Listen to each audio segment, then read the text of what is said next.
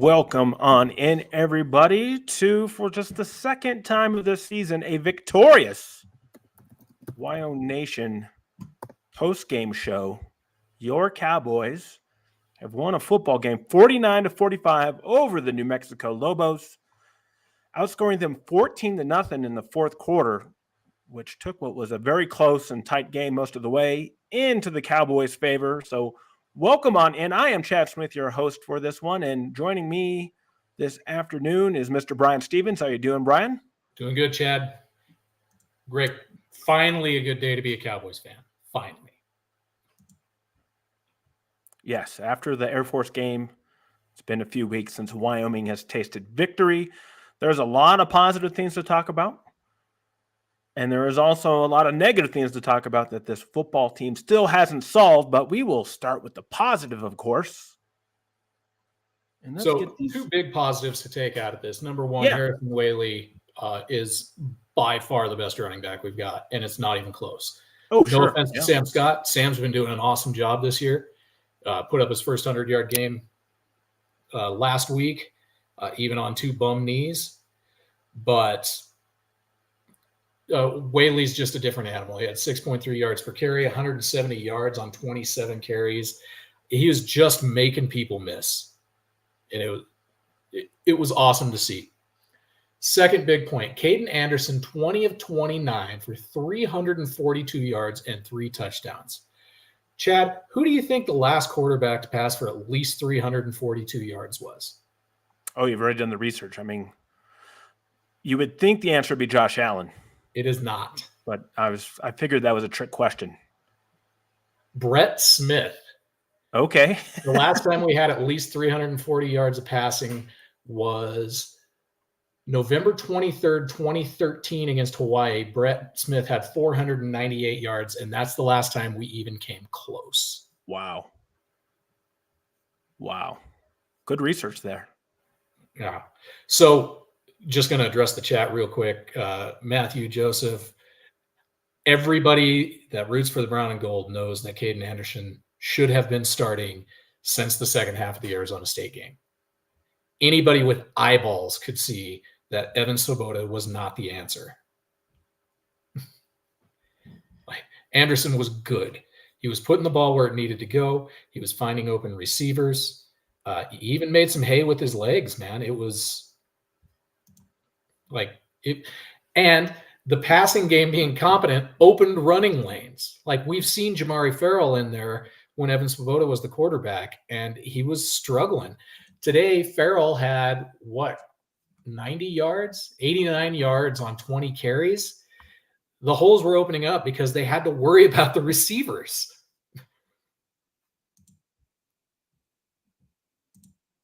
100%. And I'm trying to just make sure that we're going up on Twitter. Twitter's got a new setup on their post now. But I see us live and clear here now, so we are good. But yeah, so the two big things, right, are Harrison Whaley being back. Now, what's surprising to me about this, Bryan, is how much he was used after not playing all year. We can show it here. You did the stats, but 27 carries when he hasn't played a game all year. I mean, I was thinking maybe like 10 carries just to get him back into the run of things. So it would be interesting to hear like what kind of conditioning he's been doing, not able to play football, to be able to take 27 carries and run for 170 yards and a touchdown in your first game back. Yeah. If I were to guess, I would say that since the announcement was made in September that he was going to be taking a red shirt and only playing in 4 games, he's been ready to go since then. That would be my guess. Sure. Would make a lot of sense. So, yeah, and then you highlighted here, Anderson 2029. Look at that, folks. 69%. Evan Swoboda couldn't dream of completing 69% of his passes. Evan Swoboda couldn't dream of completing 20 passes. Yet, we were told time and time again by Jay Savell that Evan gives us the best chance to win. Well, I would say this stat line right here, and what we saw last week, right? It just proves that it's not a fluke. Anderson was over 60% last week as well, which is the new That's the new baseline for a starting quarterback in Division I. If you're not completing 60% of your passes, chances are you're no good. Yeah. Bruiser just put in the chat some head let's get scratcher that. calls. Like, I 100% agree with this, Bruiser. We were talking about it in the group chat. Evan Sabota, if you're going to put him in, you know he's going to run. He is 6'5", 250 pounds. Why in God's name is he not under center? Why? Somebody explain to me how the only people on the planet that don't think that's a good idea are on the Wyoming coaching staff. Well, thankfully, we only saw that in the first half, right? So you saw it last week. They brought Sabota in a key spot. It cost them. They brought him in again today. If it wasn't for a penalty, it would have cost them points. And so in the second half, we did not see him come in. So I think it should be clear to everybody. You saw the quote by Savell when they asked him about Whaley. He said, well, everybody on planet Earth can see that Whaley is our best running back. Okay, well, Jay, everybody on planet Earth knows that Caden Anderson should play every snap if he's healthy. Thank you very much. We're done with this conversation. Every single one. Shay's also got a good point on the coaching staff. The coaching staff costs us at least 40 yards a game in stupid penalties. Where is Shay? I don't see Shay's. Right here? Oh, here we are. Assistant coaches and their ability to sub is trash. Is that the one? Yep. We got a lot of great comments, so keep them coming. We'll get them in there. How many times are we going to see illegal substitutions or illegal participations because they came in late? That is 100% on coaching. That's not players. That is coaching all day. Yeah, and we'll get into that more. But Whaley did great. Farrell looked like a completely different running back, right? Again, with the threat of a passing game. And, right, this is something that I've been harping on for Bowles' entire tenure, was like, when you're as good as you are at running the ball, it should make the passing game easier. And today, I would say, or with this team, it's kind of the opposite. The passing game opened up the running game. It works both ways. It does. You have to have balance. You can be a 60-40 run team. That works just fine. See 2016 Wyoming, the last time we had any kind of offensive showing at all. We were still a run-first team. Bryan Hill carried the load. Josh Allen was able to make just stupid plays. Yeah. But that's not what you need every time. Like we're not going to see Allen at Wyoming ever again. Okay. No. He's a once in a lifetime player. No matter how much they want to tell you Evan Svoboda is the next Josh Allen. Yeah. But we could sure see a few Caden Andersons. A guy that's collected, a guy that puts the ball on target. Yeah. Has pretty good arm strength. That interception that he threw was only because he got smoked and wasn't able to follow through. Yeah. Bad timing. Yeah, and I'd say I just have in my notes here his pocket presence, his pocket awareness, and his elusiveness is way better, right? Sabota is an athlete, 100%. But in the pocket, he would crumble. How many times did we see Anderson spin his way out of a sack with his footwork? Several times today. Yeah. And it's not even that he's a superstar. It's that he is a good college quarterback. Yeah, just doing exactly. We're not saying Caden Anderson for Heisman by any means, but it's the first time we've seen a decent quarterback under center in years. Yes, and that's what I said last week is right. I understand the allure of the coaches to get, the big physical guy who could throw the ball a mile. But again, Anderson is not the biggest guy. He's not the quickest guy, but he's effective, and the offense runs on time under him. The biggest thing to me is that he made reads. You can see him scanning the field every time. And Sabota would lock onto a guy. So, again, great to see Caden Anderson. Hopefully it continues.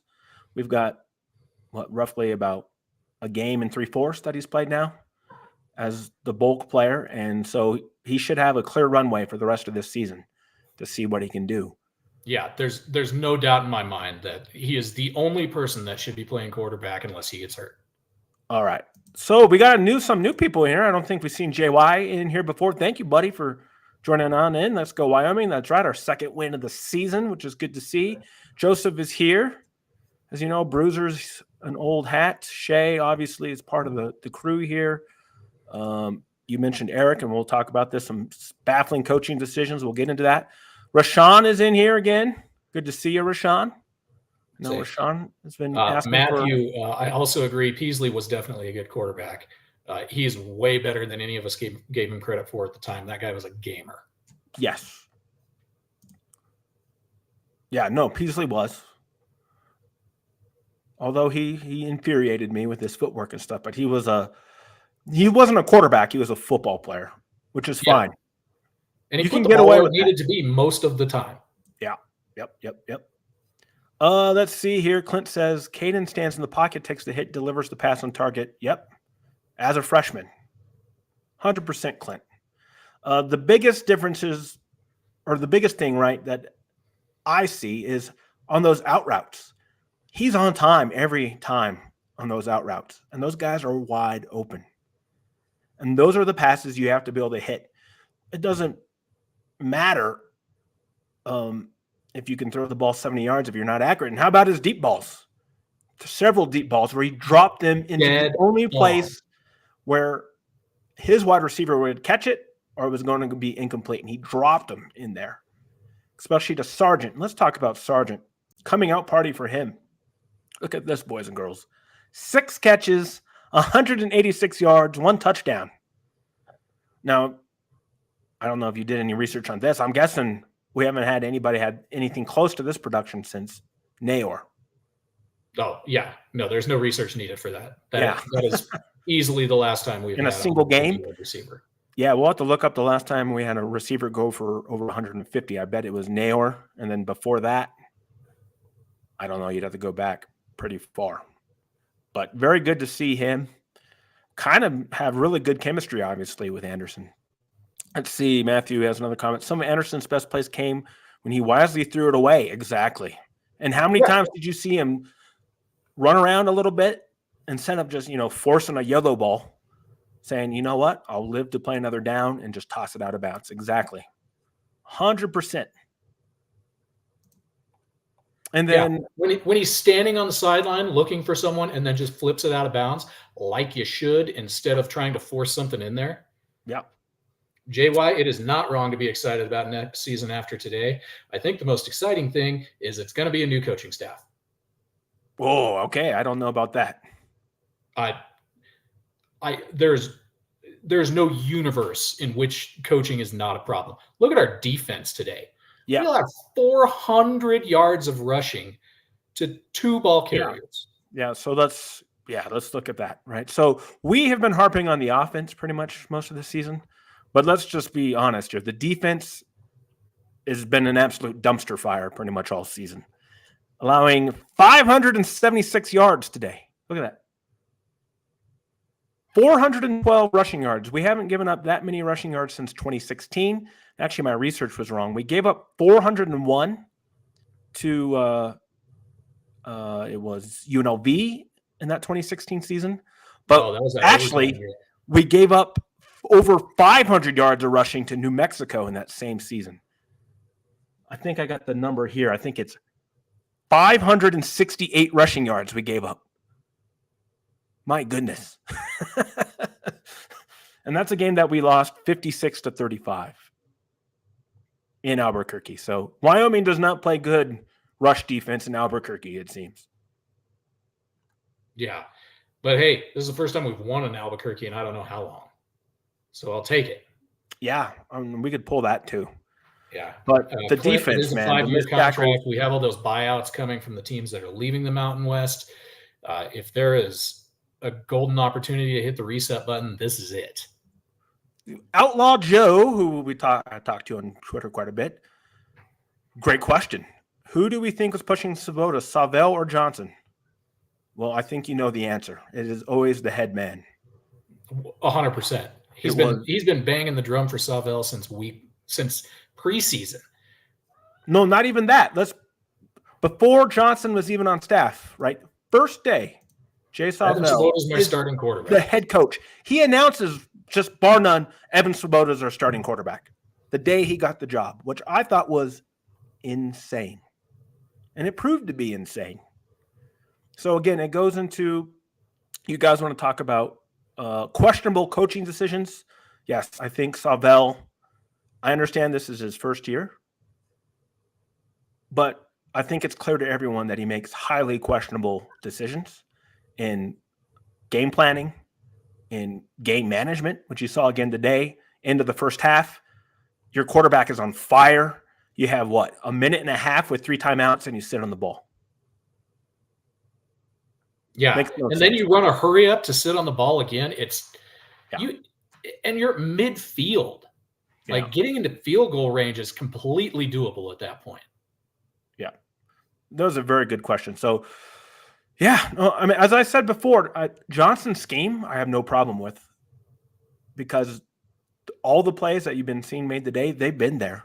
You just didn't have a quarterback who could execute it, and now you do. Mm-hmm. And look how different it looked last week and this week. So, and let's talk about Chris Durr too. Yeah, solid we've today. heard from Javon Bonite since before season started. Like, is there anybody that reminds you of yourself? And he said Chris Durr. Yeah. Now, Durr didn't put up the giant numbers that Sargent did today, or the numbers that Stevenson did for that matter. But every time Durr caught the ball, it was a first down. Every time. Yeah. And there was a touchdown that was called back on a pass interference. Yeah. It was a stupid pass interference. Stevenson made up for it on the next play, but man. Yeah. Yeah, no, college football, they're cracking down on those pick plays. Big time. Yeah, there are 3 catches, 28 yards, including that one-hander. Oh, that was ridiculous. On the sideline. Yeah. Bruiser, you are right on. That flea flicker should never see the light of day again. We were talking in our group chat. This is not 1975. Everyone's seen you run it successfully once. Good job. You can't run trick plays over and over again and continue to think that they're going to work. It's just like that stupid QB run where Swoboda fakes it to Whaley. Everybody and their dog knows what's coming. It's not going to work anymore. Yes, and let's talk about that. On Anderson's rushing touchdown. Now, again, we don't know what the play call is. It could be a straight keeper. It looked like a zone read to me, or it was a zone read concept, and he saw the defensive end crash and he went outside. And he had an Anderson's opportunity not fast, guys. in the second half to do the same thing, so I don't know if these are called straight, but they need to open it up to say, hey, read the defensive end, because they had another couple plays where he would have ran for 40, 50 yards because everybody crashes on us on these plays. And they did with Swoboda because he never read it. It was always predetermined. Yeah. And there's no sense running that play, because the point of that whole play is to put pressure on the defense. And you read one guy, the defensive end, and then from there you make them pay. So see Air Force. They've been doing it successfully for decades. I'm not going to lie. Kind of like the TNT coverage, don't mind moving to all packages. Okay, I don't know. I like the TNT coverage. I don't think the announcers on this game were very good at all. No, the announcers were terrible. And I don't know what I feel about the studio show is still kind of, yappy, for lack of a better term. That's any talking heads. Yeah, but I don't watch any of that stuff. I pretty much turn on the game and then turn off the game. But the announcers today were pretty bad. They called in the first half at one point, they said the New Mexico Bulldogs had the ball. Yeah, right. I was like, oh, you got your teams crossed up there, boss. They don't watch a lot of Mountain West football, so I'll give them a pass. But I agree, the TNT coverage was good. I also like the CW coverage. I have been very vocal about when the Mountain West renegotiates its TV deals, CW should be part of that, because it's over the air. Literally anyone can get the CW, and B, its streaming app is free. You don't have to subscribe to anything. Yeah. Well, I think the Pac-12 would never let the Mountain West get onto that channel. Oh no, the Pac's going to end up on Apple TV or some nonsense like that, or ESPN's going to give them a sweetheart deal or something. Yeah. But they're not going to make anything more than the Mountain West is. Well, I have an interesting observation here, just looking at our live numbers. After losses, we've had some big crowds on this show, but today it's only about a third or a quarter of what we've had after these losses, which I find very interesting. Well, that's because there's no Cowboy talk to call into after the games anymore for people to bitch. Well, I know. I'm just saying that after a loss, we have a huge crowd. And today the numbers are like at 25% after a Hey, win. that's all right. We appreciate all of you being here. Yeah. No, we do. It's just people, the pack who. I like it. Yeah. But yeah, so Wyoming played really well. But the bottom line is if you score 49 points and you hired a head coach who is supposedly a defensive coordinator, you can't allow what we did. It shouldn't be close. It shouldn't be close. And so this defense, as much as the strides as the offense has made, well, now the defense needs to they really need to look at themselves in the mirror and figure out what the heck is going on, because you just gave up 400 yards to New Mexico with two guys going over 200. Well, guess what? We're playing Boise here. And they have a guy who's kind of good at running the ball. What do you think he's going to do to our defense? Oh, I'm not sure, but I'm going to have to wear some liquid blanket next week to make it through that one. Yeah. So that, I do believe, is the next game, right? Yeah. Oh, no, it's not. My bad. We do have a bye week, which I forgot about, this bonus bye week. And then it's Border War on a Friday. Oh, right. Yeah. So the next game is the Border War. So, hey, this is a good time to get the offense going, right? We can 100% beat CSU with Anderson at quarterback. It's the matter is, will the defense stop CSU enough? Well, and there's a lot to be said about how are these injuries going to stack up? Wes King left today. Yeah. Gillenborg looked like he broke a collarbone. Yeah. We've got injuries left and right, guys. Yeah. But the bye week might help. The bye week should help. And I mean, the freshmen have been kicking ass and taking names this year across the board. The Border War is winnable if we have a well-coached game. So I will say, again, like you said, more penalties, procedural stuff. They're getting subs in with under 10 seconds left on the play clock. Can't happen. Can't happen. It happens once. It's ridiculous. It happens every game. Every game. Also, bad snaps reared their head again. Yeah, just one. Yeah, but that hasn't happened with Noah at center for the last 3 years. What changed?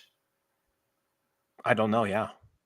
Well, I don't know if you were on the show with me. When we had our last bye week, the offensive line coach said that it was his grip on the ball, that he's taking it too much upon himself to look at the defense and call out the signals, that he's changing the grip on the ball while doing that. And then that's what causes him to make a bad snap, which I don't know. Right.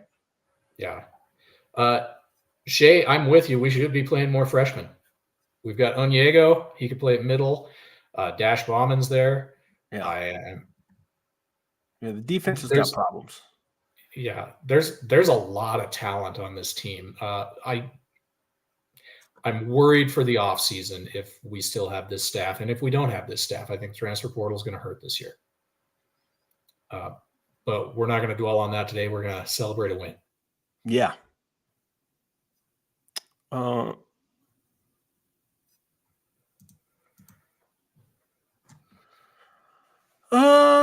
There were less false starts today. I think there was one or two. But yeah, mainly the biggest thing is just the subs and getting the play call in late on offense, right? It's getting the play call in late, and on defense, they're making subs.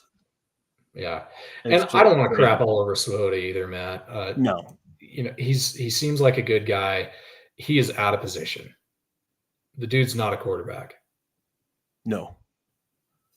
And again, that's why I said there's a reason. He looked pretty good at tight end, if you ask me. There's a reason no other FBS team in the country offered him a scholarship out of high school or out of JUCO. Yeah. We're the only ones. Not everybody's Josh Allen. Josh Allen is a 1 in a million. A guy who never got an offer out of high school, went to a JUCO, only offer is Wyoming. It's never going to happen again. So, I mean, sure, you can keep trying. Maybe you'll hit lightning. round. Meat Hook is here. He says bourbon for everybody. Very good. Drinks all around. Number 11 is Jan. Who's number 11? I should know this. Justin Stevenson. Okay, but he needs to cool off before the flags are thrown every play.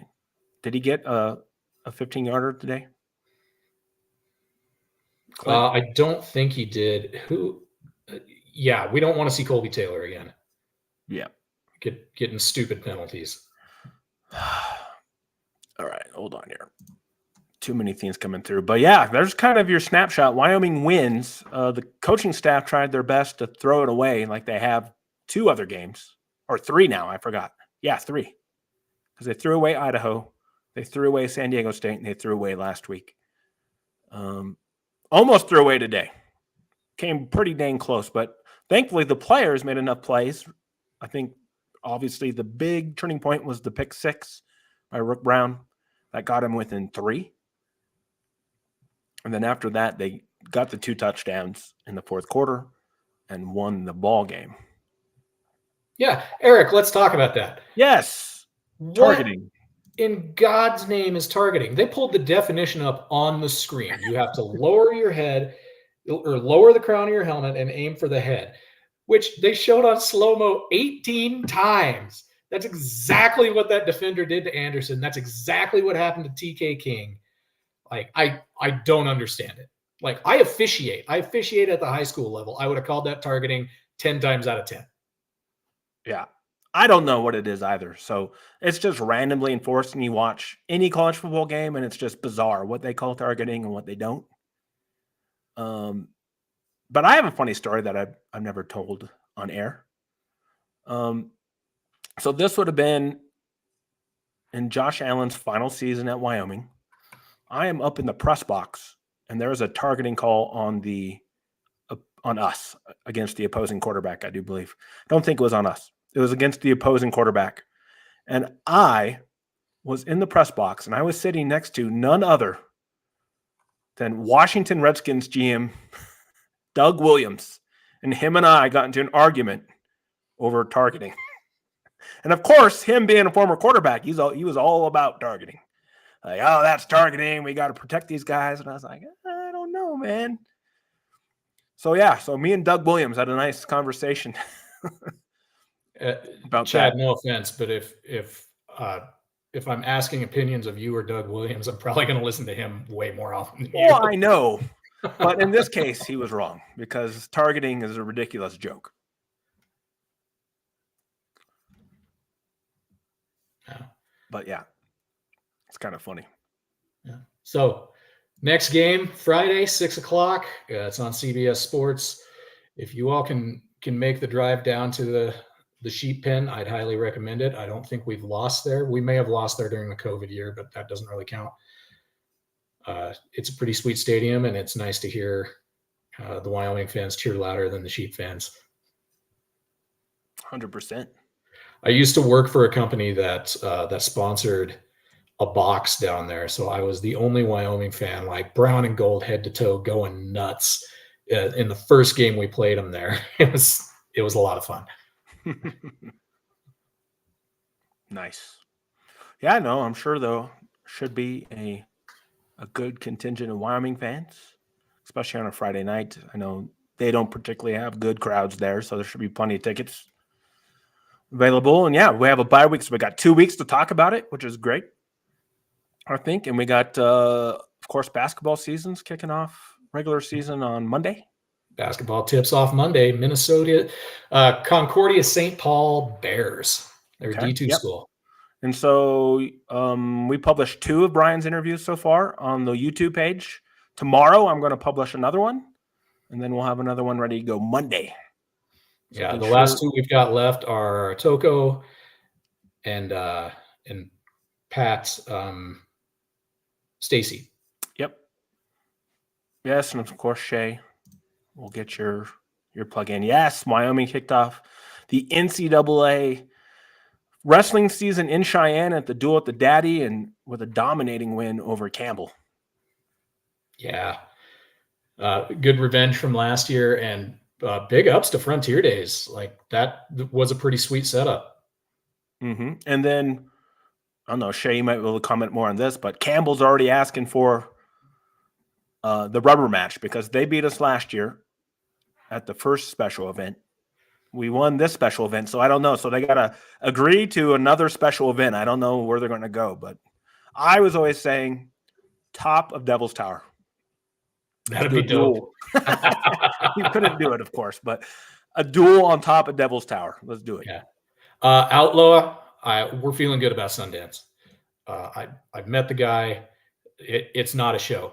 What you see is what you get with that dude. He is passionate. He will talk your ear off about basketball. He's super into analytics, and he cares about those players. We are going to see. We'll see a lot more energy this year on the team. If you guys have watched my interviews with the basketball players, every single one of them said, yeah, it's going to be more energy. All right. Shay says, yeah, they'll come. So, yeah, we'll see. So you could probably expect another Campbell special event next wrestling season. I like it. So, yeah, so Wyoming wins.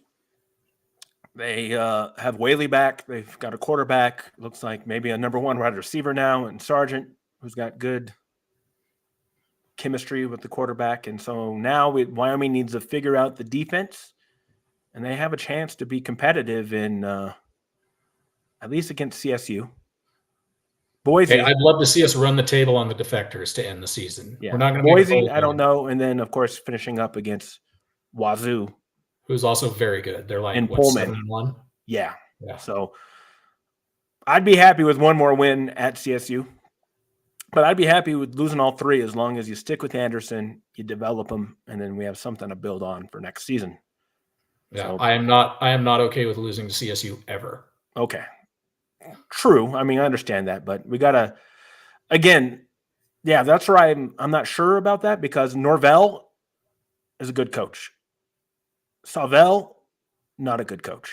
Not a good coach. So that is a huge mismatch in terms of strategy and game management. Norvell versus Savell is about as big as you're going to see. Yeah. Hey, thanks for tuning in, everybody. We appreciate you guys. Be sure to shoot us any questions you've got. We're going to, like I said, we're going to be focusing more on basketball as basketball season ramps up too. So if there's anything you guys want to know, post it on the message board. Shoot us a DM on Twitter or tag us on Twitter or X or whatever you want to call it. We're here for you guys. That's the reason we do this is for you guys. Thanks, Eric. So let us know. Yeah, man. Well said, Bryan. So with that, we will wrap up the show. We'll be back soon. So for Bryan, I'm Chad. Enjoy the rest of your weekend, and we'll see you here on WyoNation very soon. Go Pokes.